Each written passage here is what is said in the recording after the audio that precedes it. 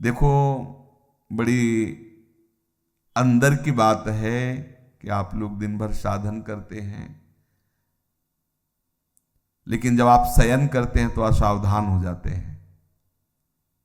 बस वहां आपको समझना है, शयन का समय आप अंतिम समय समझो। उस समय इधर उधर देखो मत, इधर उधर चिंतन मत करो। बहुत सूक्ष्म बात है। आपकी रात पवित्र जाएगी, आपकी रात भजन में जाएगी, और आपकी रात प्रकाश में होगी, अंधकार में नहीं होगी। और ये गुरु कृपा से प्रारंभ में ही बात डाल दी गई थी कि सोने के समय जरूर बैठना है, शयन करने के पहले हमें बैठना है। कुछ बातें डिलीट करनी है, कुछ बातें पुनः स्थापित करनी है। बैठकर हमें अपनी दिनचर्या पर दृष्टि डालनी है। आज गलती क्या हुई, ये प्रारंभ में ही गुरुदेव भगवान संन्यास मार्ग में जिन्होंने हमें नैष्ठिक ब्रह्मचर्य का उपदेश किया था, उन्होंने ये बात डाल दी थी कि आपकी दिनचर्या कैसी हुई, आपको रोज जांचना है। उनमें से जो गलती हुई वो अपने दिमाग में बैठालना है। जो बातें आपके साधन के विरुद्ध है उनको नष्ट करना है। उनका नष्ट करना मतलब उनको स्वीकार ना करना होता है। जो गलती हुई आगे से ना हो, क्यों हुई ऐसा समझो, और ये सब करने के बाद एकदम शांत हो जाओ और भगवदाकार, जैसे कोई मरने पे नहीं होता, सारी वृत्तियां समेट लेता है और बस अब शयन हमारा ठीक होना चाहिए। अपने लोगों से कुछ गलतियां हो रही, देखो कोई भी सत्संग में बात होती है तो कहीं ना कहीं से तरंग आ रही है, वो हमें जरूरत है उस बात की, तो उसको संभालना चाहिए। अगर आप एकाग्रता पूर्वक सत्संग सुनेंगे तो आपको कभी प्रश्न नहीं करना पड़ेगा। आज अगर प्रश्न उठ रहा हो तो सुनते रहना, एक दो दिन में उत्तर आ जाएगा आपके पास। वो तरंग आएगी, वो आपसे वही प्रसंग हटके आ जाएगा, एकदम प्रसंग से हटकर वो बात आ जाएगी।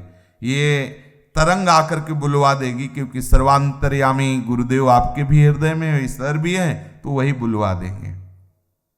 कुछ साधक क्या करते हैं, प्रमाद स्थिति करते हैं कि जैसे दिन भर सेवा परिचर्या या जो भी गृहस्थ हो या विरक्त हो, अब रात्रि के समय वो समझते हैं कि अब सोने जाना है, थोड़ी देर मनोरंजन कर लेते हैं।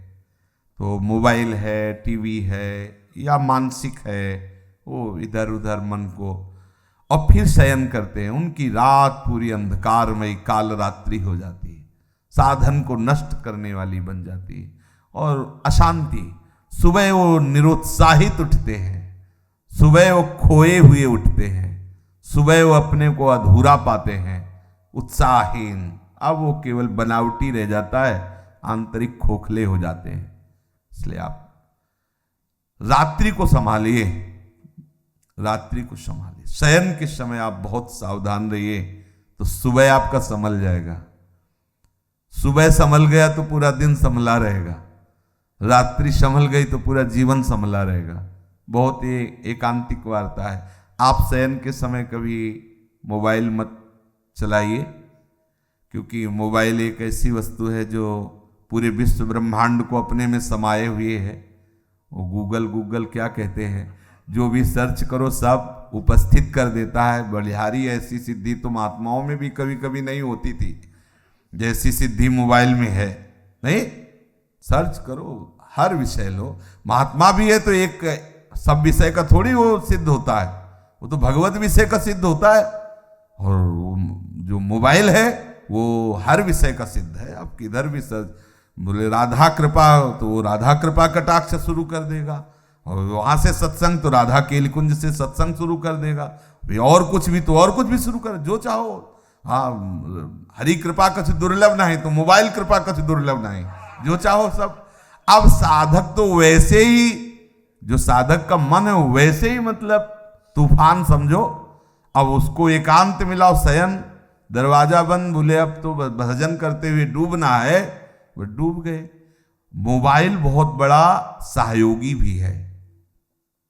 जैसे हम गुरुजनों के वचन उसमें रखे हुए हैं, सत्संग, तो आप अगर मान लो बहिर्मुख हो रहे हैं उस समय, अब कुछ सत्संग अपने रखे जाते हैं कि ये सत्संग हमारे लिए औषधि है। जैसे खांसी की अलग दवा, बुखार की अलग दवा होती ना, ऐसे ही अपने लोगों को भी अपनी डायरी में, जैसे ना कि जब साधक को काम सताए तो कौन से सूत्र चाहिए, वो अपने तय कर लेते हैं कि ये बात इसको नष्ट करने। जब साधक को क्रोध सताए तो कौन कौन से सूत्र, जब हमारे अंदर ऐसी, तो वो चीजें एक अलग होती हैं। तो मोबाइल मानो एक नई डायरी, उसमें आप अपना चयन कर सकते हैं कि 4 सत्संग शरणागति के हैं, 4 सत्संग ये वैराग्य के हैं, 4 सत्संग ये अनुराग के हैं। जब हमारा मन जहां विचलित हुआ तो ये हम सुन सकते हैं। तो अगर हम कुमार्गगामी प्रयोग करें तो बहुत बड़ा हमारे लिए हानिकारक है, और अगर सन्मार्ग में साधक के लिए वास्तुतः नहीं जरूरत है। अगर सही पूछो तो भगवत कृपा से नहीं जरूरत है। अब लौकिक ये सब व्यवहार की तो बात अलग ही है, वो क्या जरूरत नहीं है, वो गुरु कृपा से अभी तक प्रयोग में नहीं आया, अभी तक पास नहीं है। अभी लोग अपना रखते हैं तो ये लोगों के लिए ही रखते हैं, अपना करो, जो उनसे बात करो।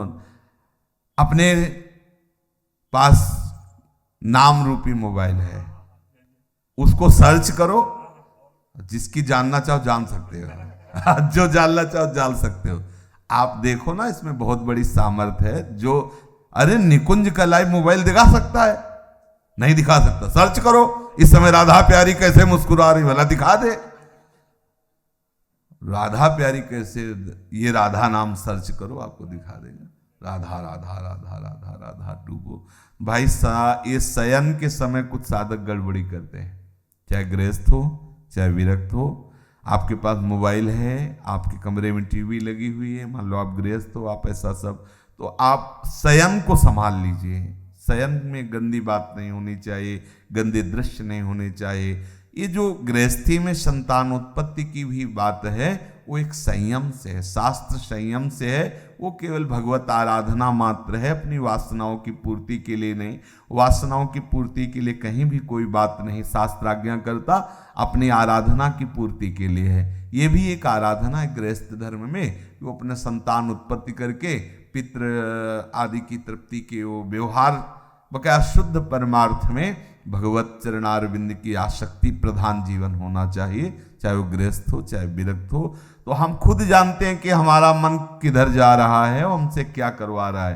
ये प्रार्थना है सब साधकों से, विनम्र प्रार्थना है कि आप अगर एकांत में ऐसा कुछ दृश्य देखते हो, ऐसा कुछ करते हो, तो आप ना करें। ये नियम ले लीजिए कि मोबाइल जब शयन करने जा रहे हो तो उसके पहले ही उसका स्विच ऑफ कर दीजिए। ज्यादा बातचीत भी किसी से मत रखिए, जितनी आवश्यकता है। तो ये यंत्र है, बस 2 शब्दों का उत्तर हाँ ना या कोई बात है। कुछ लोग ऐसे होते हैं कि वो घंटों ऐसे ही लगाए रहते हैं। साधक कैसे बात करेगा इतनी देर, कैसे बात कर सकता है? उसका तो चिंतन छूटेगा। हाँ ना में उत्तर दे लो, चलो कोई अगर व्यवहार के लिए आपके पास यंत्र है। लेकिन किसी किसी को देखते थे चिपके ही रहते हैं इसमें मोबाइल में।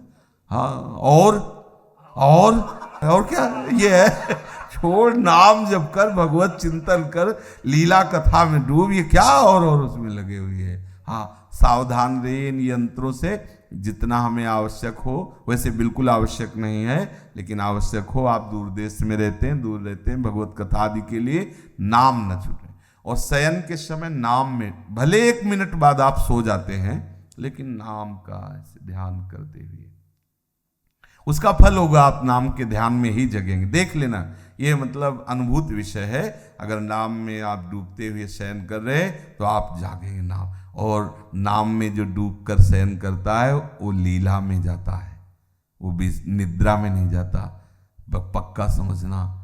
कभी कभी ऐसा होता है कि भगवान जगना ना हो तो अच्छा है, ये आंखें ही ना खुले, जहाँ है वहीं लगे रहें तो बहुत अच्छा है। बड़े सुंदर सुंदर भगवान की कृपा का अनुभव होता है शयन में भी। जागृत स्वप्न सुसुप्ति स्फुरत में राधा पदाब्ज छटा, चूको मत, बहुत बढ़िया अवसर है।